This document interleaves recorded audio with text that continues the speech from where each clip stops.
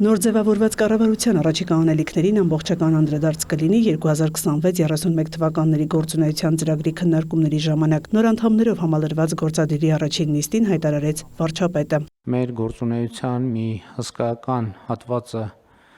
լինելու է շարունակականության ժանրի մեջ,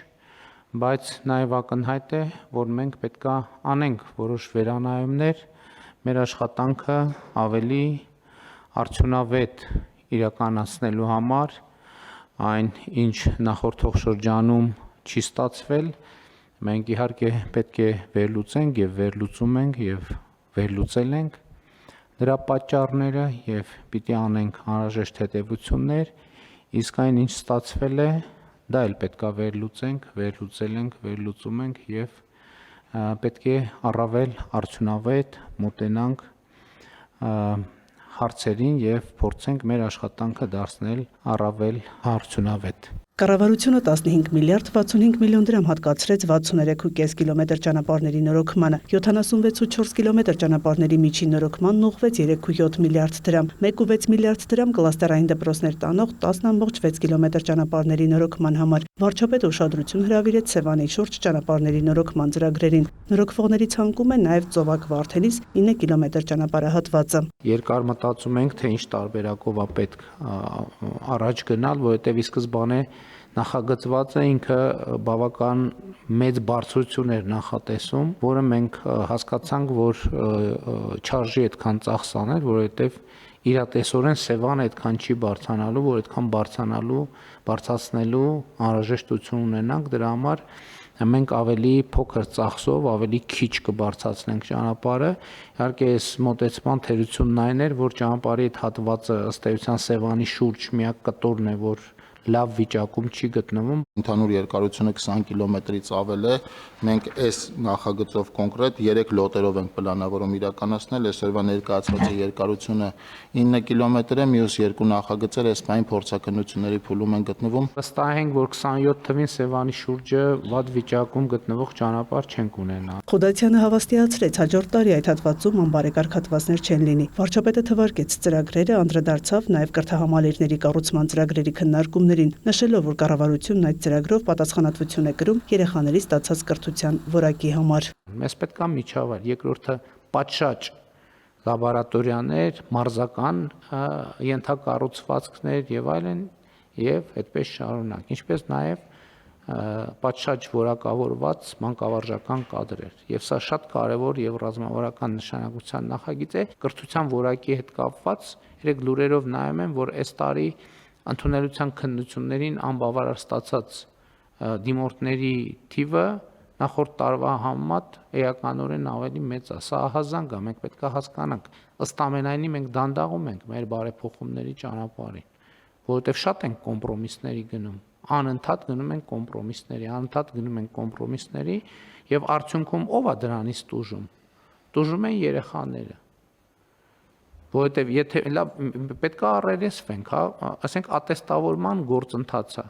Լավ 1, 2, 3, 4, 5, 6, 7, ասենք ինչքան կարելի է, չի հաղթահարում մարդը, պետք է վերջ, ասենք վերջ, էլ պետք է չաշխատի դպրոցում, որովհետև այդ իր աշակերտն է, որ գնում է չի կարողանում ընդունելության քննությունը գոնե բավարար ստանա, չենք ասում է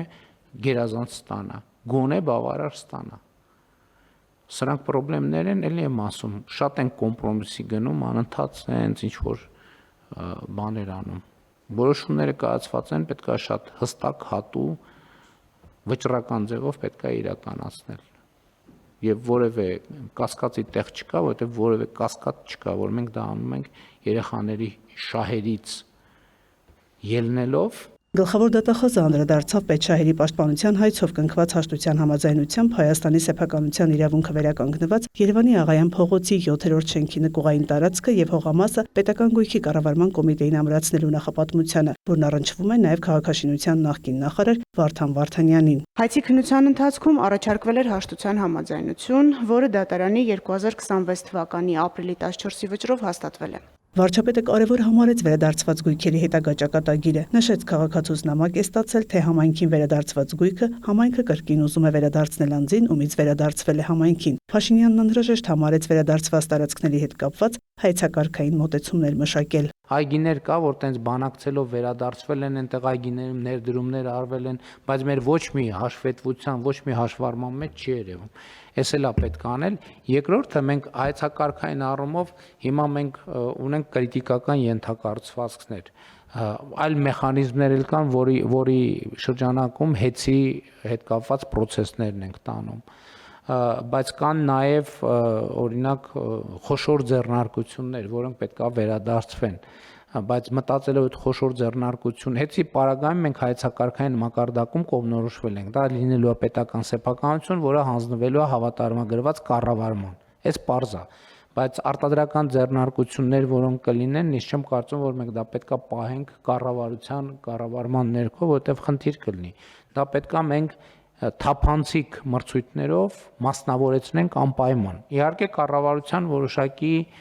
տնօրենների խորհրդում տեղ ունենալու համար ինչ որ բաժնեմաս մենք կարողանանք պահել։ Այսինքն սրանք հարցեր են, որոնց շուրջ մենք պետք է կողմնորոշվենք եւ դասակարգենք եւ գնանք առաջ։ Նիկոլ Փաշինյանն անդրադարձավ նաև վարձակալությունից վերադարձվող հազարավոր հեկտարներով տարածքների խնդրին։ Մենք խնդիրը ձևակերպելու ենք հետեւյալ կերպ։ 2026-ից 2031 թվականը 2 միլիարդ դոլարի ապօրինի օտարված գույք պետքա վերադարձվի Հայաստանի Հանրապետությանը կամ համայնքներին։ Սա շատ իրատեսական խնդիր է, առավել եւս այն process-ները, որ մենք ընտրություններից հետո տեսնում ենք եւ նաեւ հանրության շատ հստակ պահանջ կա ձևակերպված, ես ուզում եմ նաեւ հանրության շնորհակալություն հայտնել այդ համբերատարության համար, չնայած այդ ձգձգումները մեզ նույնքան են նյարդայնացրել, ինչքան հանրությանը, բայց այնուամենայնիվ մեխանիզմները գործարկված են։ 26-ից 31 թիվը 2 միլիարդ դոլարի գույք պետք է վերադարձվի պետությանը եւ համայնքներին այս բոլոր մեխանիզմների գործարկմամբ։ Գլխավոր դատախազը հայտնեց, որ ապօրինի ծագում ունեցող գույքի բռնագանձման լիազորության շրջանակում օրինական ուժի մեջ մտած վճիռներով եւ հաշտություններով Հայաստանի վերադարձված գույքի եւ դրամական միջոցների արժեքը մոտ 6 միլիարդ 300 միլիոն դրամ է։ Այս պահին միայն ապօրինի ծագում ունեցող գույքով ունենք 172 հայց դատարանում, երկուսը վարույթ ընդունելուն սպասում ենք, մեր ընդհանուր հայցագինը 628 միլիարդ 600 միլիոն դրամ է։ Բացի այս, մենք պահանջում ենք 1486 անշարժ գույք, 371 շարժական գույք, 464 իրավաբանական անձում մասնակցություն, ինչպես նաև դրամական միջոցներ, որոնց ընդհանուր չափը կազմում է 464 միլիարդ 600 միլիոն դրամ։ Սահմանվեց խաղային ոլորտի կարգավորման օպերատոր 2024-ի օրենսդրական փոփոխություններով ներդրվել էր թվային հսկողության գործիքակազմ պետություն մասնավոր գործակցության տրամաբանությամբ։ Հաջորդած որոշումներով ստեղծվել էր բաց մրցույթ անցկացնելու հիմք, որին հայտ էին ներկայացրել 3 օտարերկրյա կազմակերպություններ։ Հաղթող է ճանաչվել Random Systems International Limited ընկերությունը, որն ունի համապատասխան փորձ եւ նույնանման գործառույթ է իրականացնում նաեւ մեր հարևան Վրաստանում, հանդիսանալով խաղային գործունեության կարգավորման օպերատոր։ Հաղթող մասնակցի կողմից ստեղծվել եւ պետական գրանցում է ստացել խաղերի վերլուծության եւ մշտադիտարկման համակարգ սահմանափակ պատասխանատվության ընկերությունը, որին նախագծով առաջարկվում է սահմանել որպես խաղային ոլորտի կարգավորման օպերատոր։ Հաղթող ընկերությունը էլեկտրոնային համակարգը պարտավոր է ներդնել 6-ամսյա ժամկետում։ Վարչապետի խոսքով խաղատնային ոլորտի գործառույթները խաղադրույք կատարել շահում ստանալ կանցնեն այս օպերատորի պատրաստած պլատֆորմի միջոցով։ Ստվերը բացառելու ենք։ Երկրորդը, այն պարագայում, երբ որ մենք մարդկանց սահմանափակումներ ենք դնում, որ իրանք չեն կարող խաղադրույք իրականացնել, այդ սահմանափակումները կիրառելու ենք, եւ երրորդը նաեւ որոշակի հարկային գործիքներ ստանալու հնարավորություն ենք ունենալու, կարողանանք օգնել բազմաթիվ մարդկանց, ովքեր խնդիր ունեն, իրենք գիտակցում են, որ իրենք դա պետքա չանեն,